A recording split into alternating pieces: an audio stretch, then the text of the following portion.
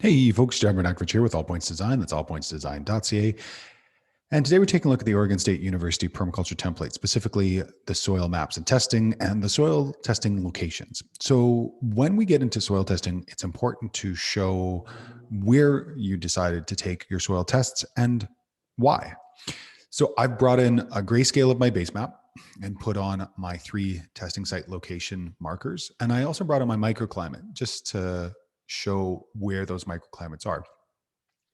Over on the right-hand side, we have test site 1. So test site 1 is marked here and here on my 2 maps that I brought in.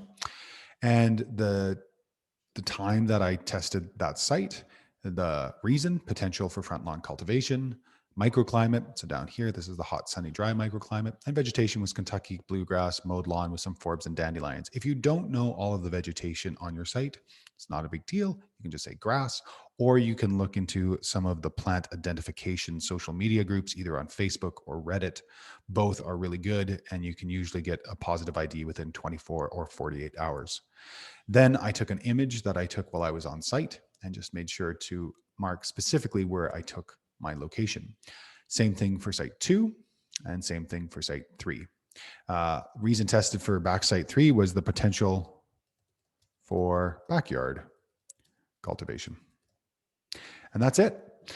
If there are dual microclimates, as there is kind of on the border here, I just put in both the warm sun shade dry and the cool shady dry. And again, as we go into that detailed vegetation, vegetation from the backyard is the same as the front yard. And that'll complete the soil testing location slide. If you like the video, feel free to subscribe and like, and we will see you in the next tutorial.